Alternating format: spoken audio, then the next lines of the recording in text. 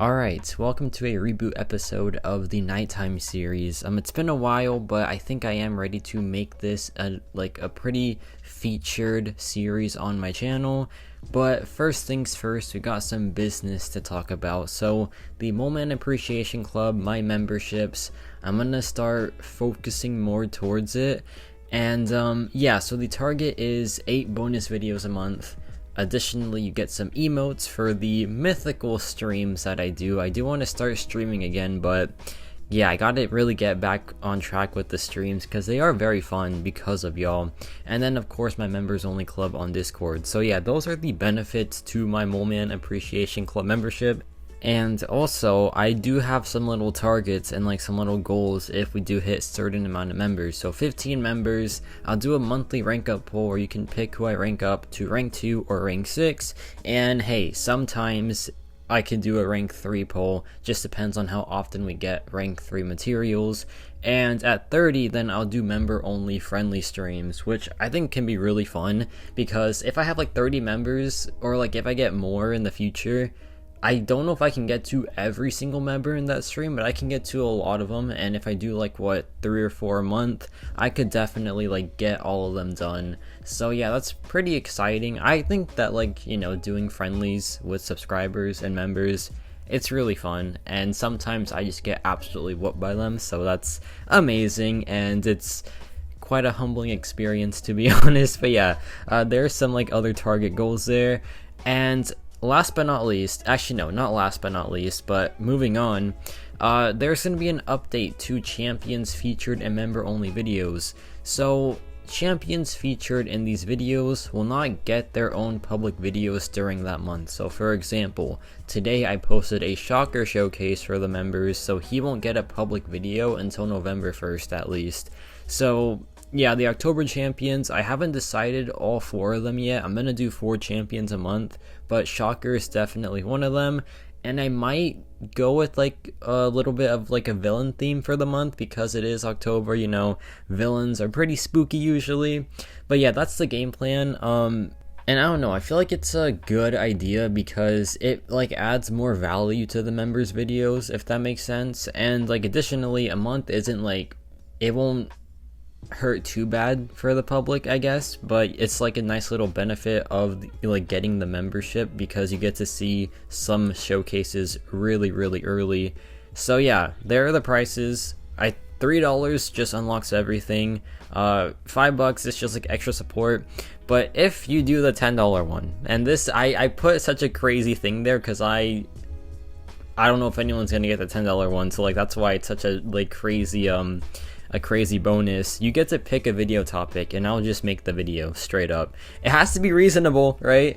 You can't just be buy 100 Chakra crystals. I'll buy 5 for you and then showcase Chakra later. I'll do that, but 100 crystals, come on, just has to be kind of reasonable. I'll showcase any champion. I will talk about any event in the game, ideally MCOC related for now at least. So yeah, that's the game plan with the memberships. That's all the announcements I have for it. And if you want to be a member of the Moment Appreciation Club, well, there you go. And I don't usually do self-promotion, so it does feel kind of weird, but we can move on now at least.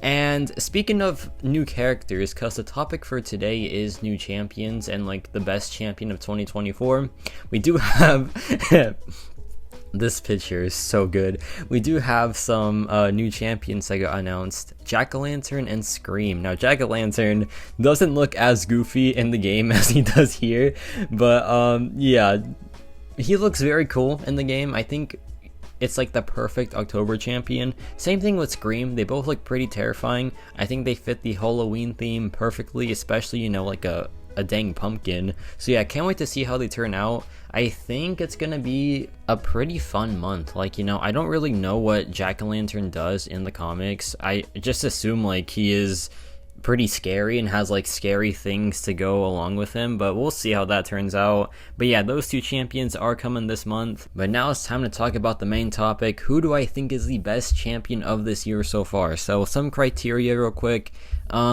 We are gonna do, I think, just overall who has the most value in 2024. So let me go to the website, let me pull up the champion screen, and we'll start from the top actually. So Shathra, I'm not going to counter in this video because I haven't really experimented too much with her, but I know that she does take Serpent very, very well. Same thing with Maestro. So that's already like a massive benefit or like a massive bonus to Shathra. It's like the fact that she can take Serpent, who more on him later. But yeah, that's pretty cool already. I think she is just an attacker, and like those are her two main matchups. I don't know how she does outside of those two matchups, but just having that under her belt already is a great start for the character. But yeah, otherwise a bit too new to judge. But Count Nefaria, I've played a lot, and this man is definitely god tier. You know, there is one thing that holds him back, and I made a whole video about it. If you haven't seen it, I would check it out. Like, my videos aren't good watches per se, but that one was pretty alright. But yeah, Count Nefaria, he is such a machine against matchups where like the opponent heals a lot or like has a lot of power gain, kind of like Leader, who we'll get to later, I think. And yeah, like, he just feels like a leader with more damage, you know, slightly less power and heal control, but he is still very, very strong damage-wise and utility-wise. I see him doing very well in this current Alliance War tactic. He actually got blacklisted, so like he was just doing that well. And that's mainly because he can run the Iron Man synergy, which protects him from unfazed. And like he, on paper, is insane for like power gain and regen metas in Battlegrounds too, but it's unfazed that can just really mess with this character. So I feel like while Count Nefaria has beyond god tier potential, the unfazed mastery just really brings him down in the most important game modes, and he is still like top tier in questing and everything. But yeah, just like being a 50-50 in the most important game mode just really cannot make me like, it just prevents me from putting him at the top of 2024, unfortunately. Now, next contender is Enchantress for me. The thing that holds Enchantress back is the fact that she is just so miserable on attack. I think she is one of the worst attackers this year. Actually, she might be the worst one. Let me check real quick. Okay, besides Sable, she is the worst one. Like, she is just... she's so slow. She does like negative damage in the most important matchups. I heard she's good for long fights, but at that point I'd just rather use Wong, to be honest. And yeah, besides that, like she just doesn't really offer anything that's reliable or like really useful when you pair her with like that negative damage output. So yeah, Enchantress, just a, I don't want to say terrible attacker, but just not a good attacker in my opinion. And on defense, once you figure her out, and like when she isn't being guarded by a tactic, she should be a whole lot easier, I assume. So yeah, Enchantress, great defender, 5 out of 5 for a reason. Attacker, like a 1 out of 5. So like that, you know, that combined, it just really doesn't add up well for Enchantress. So I think she isn't a top tier character this year, but her defensive value definitely puts her up there. Now, Better Ray Bill, this one is an interesting one because I feel like he's fallen off completely. Like, and it's crazy because it's been like a month and we've just haven't seen this guy perform. And like we've seen him perform like from the initial videos and he was doing fantastic, but then you like start to realize, oh shoot, yeah, those videos showcasing him, it was really just in fights that we don't really do multiple times. Like, you know, it was like some Necropolis stuff, like some Labyrinth stuff. Like, I was guilty of that too. And it's like, okay, once you put that all aside, you have a character that is really good in his matchups. Like, he is a beast in long form content, like better than Enchantress for sure. And he's pretty good against tech characters in those shorter matchups. But I just don't really see how this character is better than like the other top tier cosmics. I think he is like better than them in the long fights, but like long fights right now just do not matter. So I guess this champion just does not matter. But yeah, pretty fun attacker, like extremely fun to play, pretty useful as well, like utility wise, but just we don't really need Bill right now, and that's why we just like haven't really seen much of this character. Let me see if I can just skip through some characters. Leader, I don't think he is in contention for best champion of the year because on defense, he's really just a time stall that does work sometimes, but other times he is still a really fast fight, and on attack, he is just way too easy to stop. Like, this Alliance War tactic was supposed to be his, and they just shut him down completely, so that just killed off all of his momentum. Like, this character is just so irrelevant now, in my opinion, because of the Alliance War tactic just straight up destroying him. Like, he literally cannot do his damage from the SP2, and he cannot heal reverse on the SP1, and like, those are his two best sources of just like being good. So like, you have to go for the SP3, and at that point you just have like, you know, Count Nefaria, you have other really strong science characters, like even Spider-Punk is just better in like the Alliance War tactic. So yeah, leader, what a way to ruin a character, right? It's insane. And I was a leader believer, like I really did love this character, but yeah, I don't think Kabam loves this character, so it's like, why should I? That's what I think. Patriot, we can just skip him, I guess. Like, I'll just do a brief run through. Kind of made to counter Photon and do like some other skill like tidbits, but he's kind of just there, you know? Like, he really is kind of just there. I use my Patriot for Photons and Alliance War, and that's literally it. Like, when I want to use when I need a Photon counter in like Battlegrounds, I use someone else who's faster. When I want to use like, you know, anyone with like skill capabilities, I just always find myself using someone else. But like, in Alliance War, he's a pretty safe Photon option. Like, I think he is one of the safer options for sure, but like, he struggles to extend beyond that. He struggles to make himself known in other areas of the game, like besides Photon matchups, and that's like why I think he is kind of just there. Like, that's why no one talks about this champion, because I don't think he was designed to really extend beyond like what he was designed for. So yeah, it's a bit unfortunate, but like, no chance he is champion of the year. Same thing with Northstar, man. Like, they gave him really like good potential in long fights, but then you just realize that we are not in a long fight phase of the game, so this character just immediately was irrelevant, and there has been no sign of needing Northstar besides the crit me meta, where like, he is kind of good on defense, but then again, he has like a okay health pool, so he might just get like one shot by any good attacker. So it's really like, I don't see myself needing this character ever, and it sucks. Like, it sucks because I was so excited for Northstar. Like, I was so pumped for this champion when he got announced, and then I saw like Longform in this champion spotlight, and I was like, okay, you just ruined it for me, pretty much. It's so frustrating, man.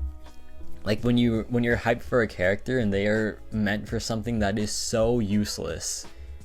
Ugh, it's the worst. Okay, now I got Arcade. Arcade's my boy. I love Arcade so much, but I'll be the first to admit, not the greatest on attack. Definitely not the best on attack. A bit of a slow burn character, like very good utility wise, has some of the most rare immunity sets in the game, so like, he is good for that stuff. Really good for Domino, which is of course insanely important. On defense, he has the new buff, and by that I mean like, he is new, so people just always mess up against him. I don't know if it's like his actual defensive kit being good, or if it's just like simply him being new, but he is getting the job done for me a lot. So I think that he does hold value as a defender, but there is just no shot that he is number one this year. Like, it's just because of him being such a slow burn champion on attack, and like him, yeah, just kind of being there on attack, and on defense, very not like straightforward, but I don't know if he's so weird, man. Like, he's just weird. He's just there. I think he's solid. Okay, I think he's solid, but he's not like anything beyond that.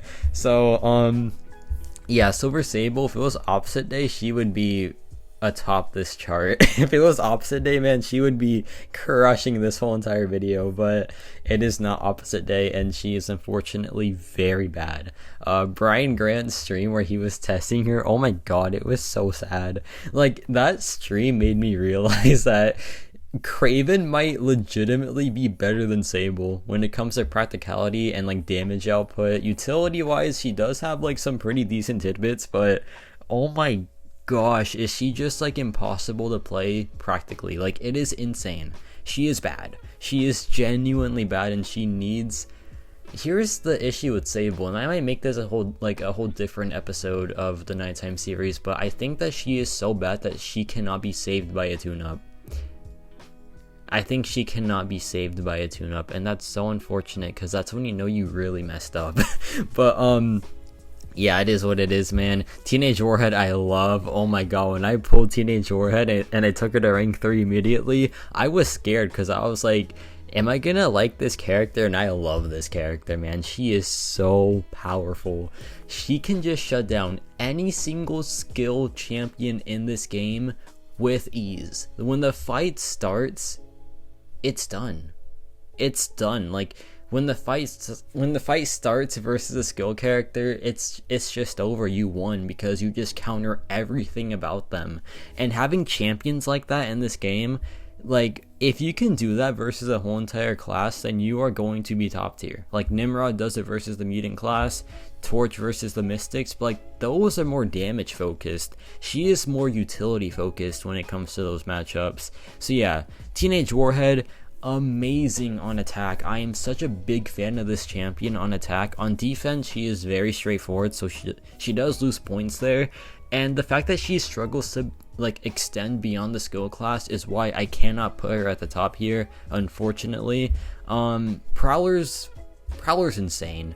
Prowler's genuinely like, okay, he might be struggling from the 2024 effect, which is the fact that your utility is there, and like same thing with Teenage Warhead, like your utility is there but your damage output, I think Prowler does have good damage, but I think in his non-ideal matchups it might not fully be there. I've seen some really strong cooks with him, like at max sig against Dominoes, and like the fight times are phenomenal, right?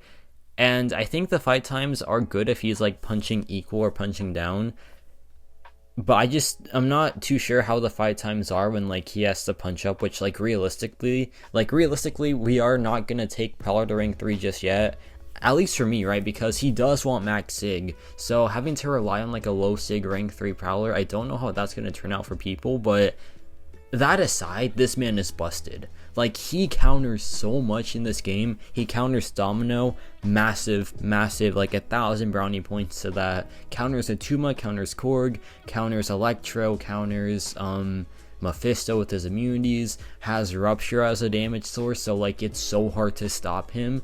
That's the big thing. When you're a Rupture DPS, you are going to be successful. Like just straight up, you are going to be successful because it's so hard to stop Rupture DPSs. The only way to stop it is by having the immunity, which like 3 characters have, or by having a ton of physical resistance, which not a lot of champions have. So you are going to be so good as a Rupture DPS just as long as you have the damage output, and Prowler does have the damage output, so it's like this man is a chef. He is genuinely so good.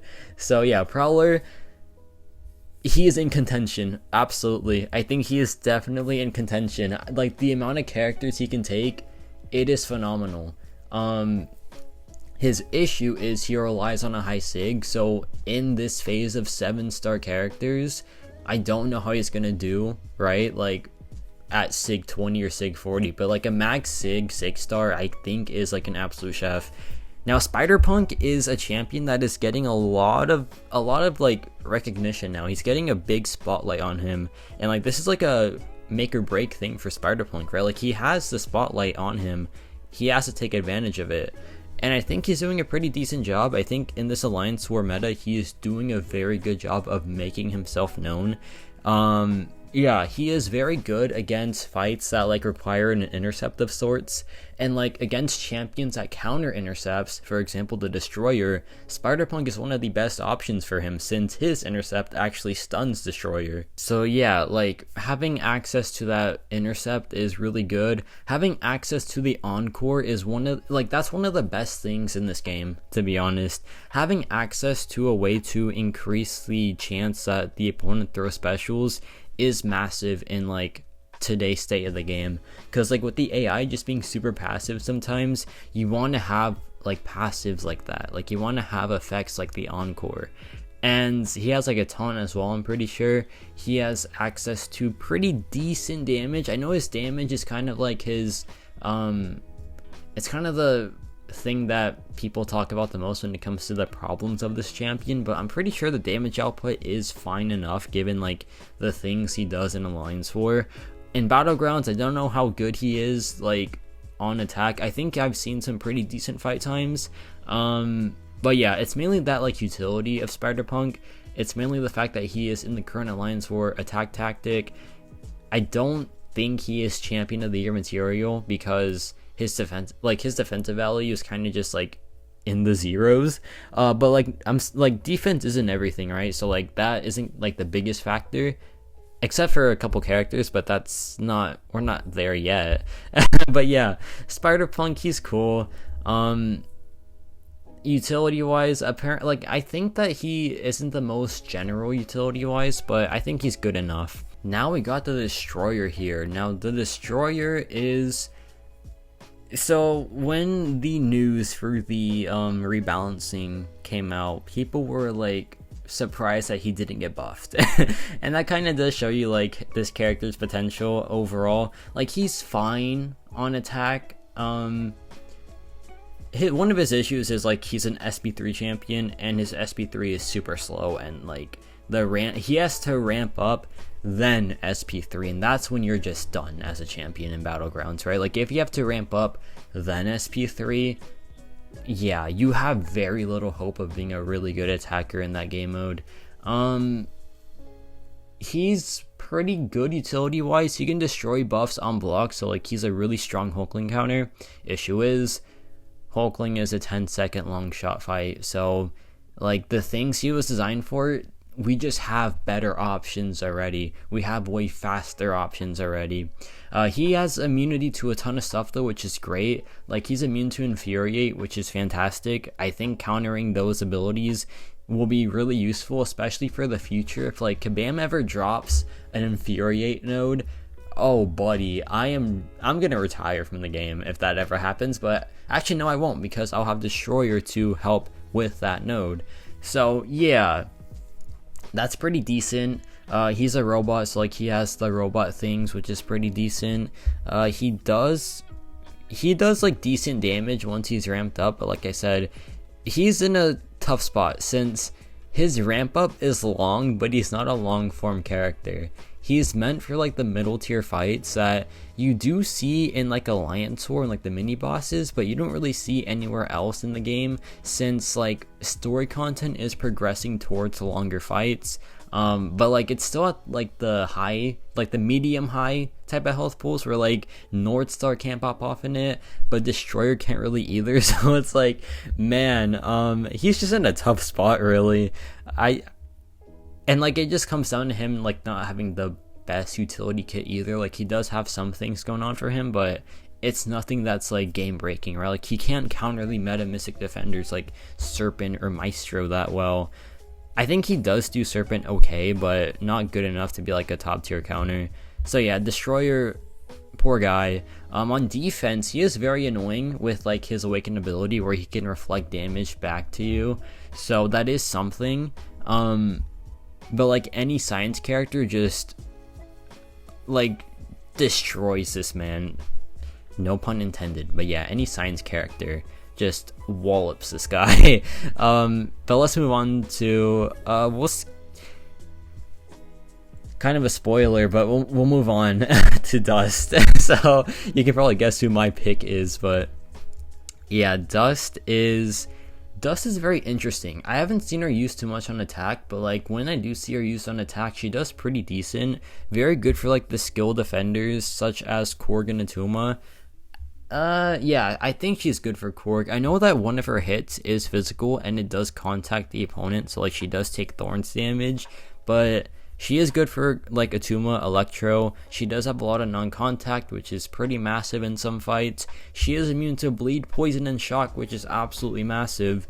And, like, she's just a champion that is really reliable. She is a really safe character. And, like, with the Gambit Relic, you have essentially guaranteed good damage whenever you want to cash out, like, on your damage output. So yeah, I think she is a pretty cool champion. On defense, she is an absolute tank, which is so valuable these days. Like, she hardly takes damage, I feel like, and when she does take damage, she has a big health pool, so like you have to do a lot of big damage to get her down. So yeah, she's really awesome. Big fan of the character on defense. On attack, she is just safe, right? Like she has a massive health pool, she has a ton of glancing, she has debuffs like out the wazoo, and like passives as well. And yeah, once she's in that like dust or like that sandstorm cycle, she like really gets her damage going, and it's honestly pretty impressive. And if you like recoil masteries, then you'll love this character, because like I said, she's immune to a lot of important debuffs like poison and bleed. So yeah, Dust, very good all-around champion. I think she is a contender. I think she's definitely a contender for champion of the year. Let's go to the final page here. We got four more champions, sorry. We got some pretty good ones here. First is Ironheart. Now, I've seen a lot of her because of the Alliance War tactic right now. She does a good job in it. Like, yeah, pretty solid overall. Might get banned next season. I don't know yet, but yeah, she is pretty reliable for like Dust matchups, for like onslaughts. I've even seen her used for like bullseyes and like enchantresses. So she has a pretty wide set of like champions she's pretty good for. So like that's already a really good showing of this champion's potential. Her damage output seems to be fine. She seems to be like, yeah, like I said, pretty good for a lot of different meta defenders. So I don't see why this character like shouldn't be at least in contention for champion. Okay, maybe like not contention, but like she's definitely up there. Like she is just a very solid character. Her defensive value is in the negatives, to be honest, but that is fine when like you are a decent attacker. I want to see how she performs outside of this current attack tactic. I feel like that's when she's gonna start to maybe fall off a bit, which is fine, like expected for a character that really started only shining because of the attack tactic, right? So yeah, we'll have to see how that plays out, but I think she's pretty good. White Tiger. Now, if there was... Okay, I'm gonna be honest, I think she is definitely in contention, just like straight off the bat. She is one of the best serpent counters in the game, and that is massive, right? Like with Shathra, her being a serpent counter, already a fantastic start. Now with White Tiger, I know that she extends beyond that. She's good for like Sasquatch, she's good for like Dust, she's good for Onslaught, like she's good for so many different fights. But like being one of the best serpent counters in the game is massive, right?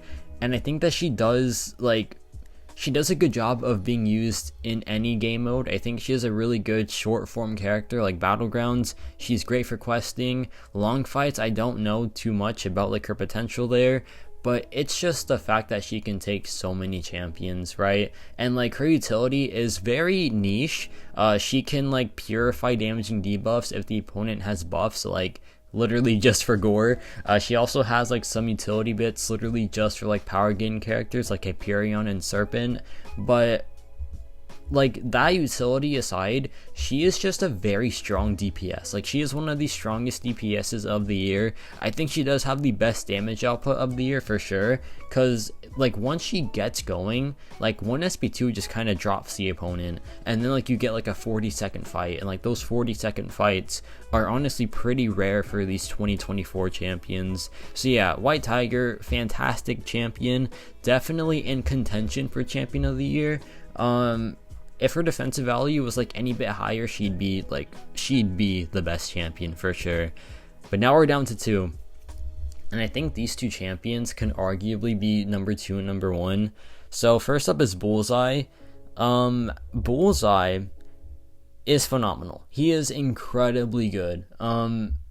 His utility is just off the charts on attack. Like he has access to countering miss, he counters evade and auto block, he has access to purify for any debuff in the game, not just non-damaging, can be the recoil masteries.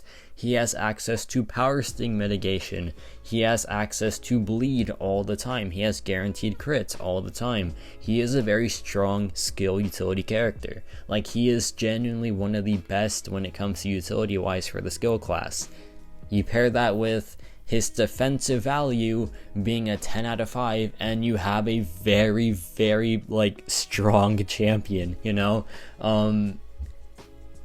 Yeah, he is incredible. He is genuinely really good. His fight times might not impress you, but like his utility bits impress me a ton. Like, I will use this champion a lot in Alliance War if I got him assigned, but I don't, which is annoying, but it's fine.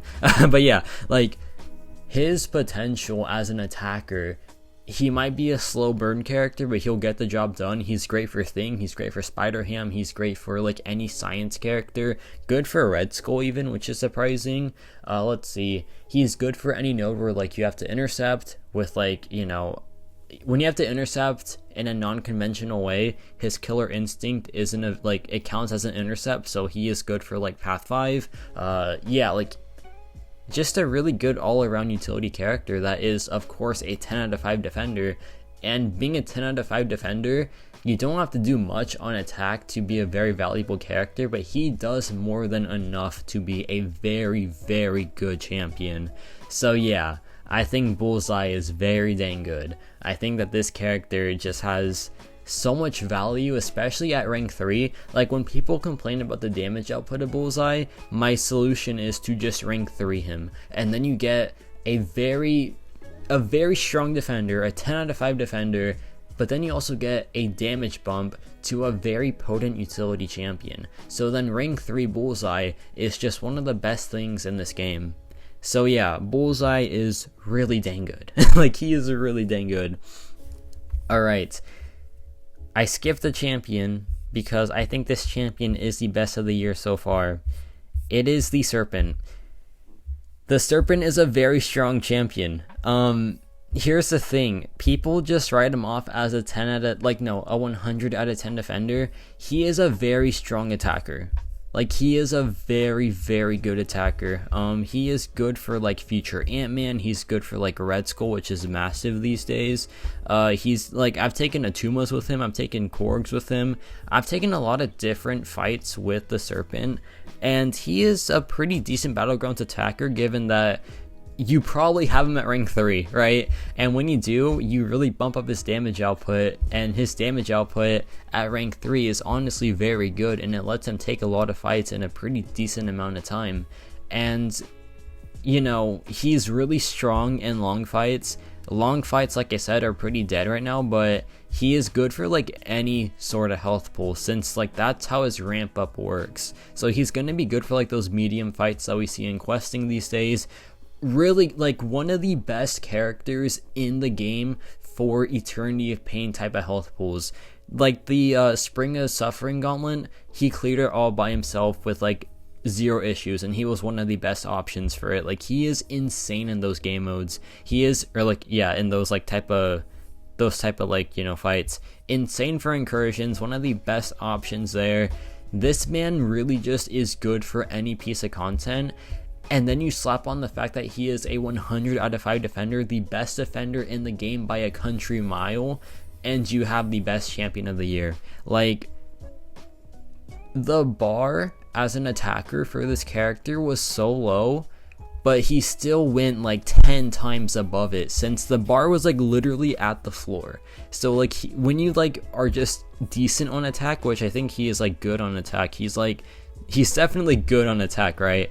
So like, when you are that, the bar is just crossed a billion times, and he is the best for that reason, right? Like, if he was absolute garbage on attack, he would still be in top 5 for champions of the year, since he is that impactful to any account. But since he's good on attack too, he is just the most impactful character on any account. So if you have him, he is, of course, the best 2024 champion to rank up this year. Like, absolutely. Like, we've covered a lot of good champions. Like I said, Count Nefaria, beyond God tier if the opponent doesn't have Unfazed. Enchantress, great defender. Let's see, Teenage Warhead, counters that whole class. Prowler is one of the most versatile champions in this game. Bullseye, also utility packed, strong defender. Dust, great all-arounder. But I don't think anyone is as valuable as the Serpent this year. So yeah, there is my number 1 champion. We took a long time to get to it, but that's what I think. I think the Serpent is definitely number 1 this year. So yeah, let me know your thoughts on this video. Let me know your thoughts on the Nighttime series returning. And yeah, that's about it for me.